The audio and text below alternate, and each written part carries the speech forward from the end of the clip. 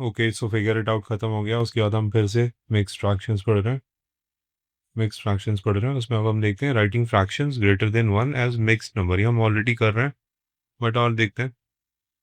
So we saw that 3/2 जो था उसको हम लिख सकते हैं 1 प्लस 1/2।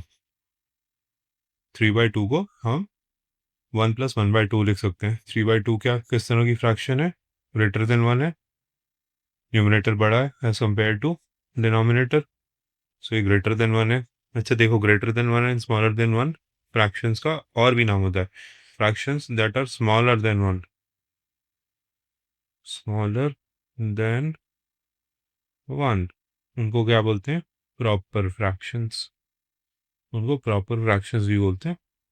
हमने टेबल में भी कुछ प्रॉपर फ्रैक्शंस को अरेंज किया था। And then there are fractions which are greater than 1, एक से जो बड़ी होती हैं फ्रैक्शंस, एक से ज़्यादा बड़ी होती हैं, ग्रेटर देन 1, उनको क्या बोलते हैं? Improper fractions. Improper fractions. So proper fraction कोई डेफिनेशन पूछे, these are fractions which are less than 1 in which numerator is smaller than denominator. इसके कुछ एग्जांपल्स हमने देखे थे, 1/2, 1/3, 2/3, 1/4 एटसेट्रा। ये सब प्रॉपर फ्रैक्शंस होती हैं। इम्प्रॉपर फ्रैक्शन मतलब जिसमें न्यूमरेटर बड़ा होता है इन कंपैरिजन टू डिनोमिनेटर।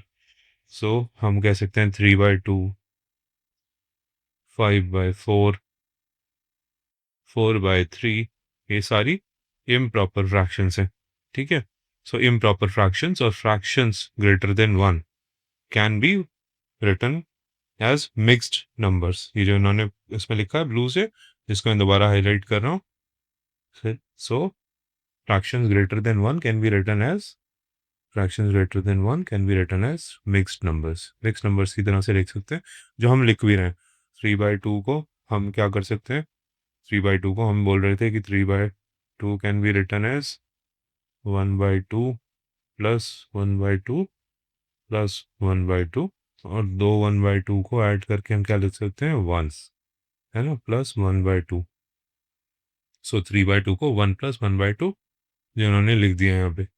ठीक है, तो हमने फ्रैक्शंस ग्रेटर देन 1 या फिर इम्प्रॉपर फ्रैक्शंस को हम एक मिक्स्ड नंबर की तरह से लिख सकते हैं, मिक्स्ड नंबर की तरह से लिख सकते हैं। ठीक है, इसी मिक्स्ड नंबर को ही मिक्स्ड फ्रैक्शन भी कह सकते हैं, है ना। इसी मिक्स्ड नंबर को हम मिक्स्ड फ्रैक्शन भी कह सकते हैं, है ना। इस 1 प्लस 1/2 को, इस 1 प्लस 1/2 को हम 1 1/2 1 1/2 भी लिख सकते हैं। 1 प्लस 1/2 को हम 1 1/2 भी लिख सकते हैं। सो इसको हम मिक्स्ड फ्रैक्शन भी कह सकते हैं। चलिए पढ़ते रहते हैं, आगे देखते हैं क्या। So we can write other fractions in a similar way, for example. और फ्रैक्शंस को भी, कौन सी fractions? Which are greater than 1, fractions which are improper fractions. So fractions greater than 1 है। एक और एग्जांपल इन्होंने दिया 4/3। तो 4/3 को हमने पहले भी लिखा था, 4/3 को 1/3 3 बार 4 बार, 4/3 मीन्स 4 टाइम्स 1/3, इस तरह से लिख सकते हैं। और ये जो 1/3 तीन टाइम आ गया है, इसको हमने क्या लिख दिया? इसको हम 1 कह रहे थे, अब इसको 1 कहने की इन्होंने डेफिनेशन बता दिया उसको। ये 3 मल्टीप्लाई बाय 1/3, अगर ये करोगे तो क्या बन जाएगा? 1। इसीलिए 3 1/3 को अगर मिला के लिखेंगे तो वो 1 बन जाएगा। तो उसको उसको मैथमेटिकली इन्होंने रिप्रेजेंट कर दिया, 1/3 multiply by 3 is equal to 1। 1 plus, अब बचा हुआ जो एक फ्रैक्शन था ये 1/3 का, ये रह जाएगा। तो ये तीनों मिलके कितने हो गए? ये तीनों मिलके 1 बन गया, बचा प्लस 1/3। तो इस तरह से fractions greater than 1 can be written as a mixed number. Mixed number में एक क्या है? होल नंबर है, this is a whole number. और ये दूसरा क्या है?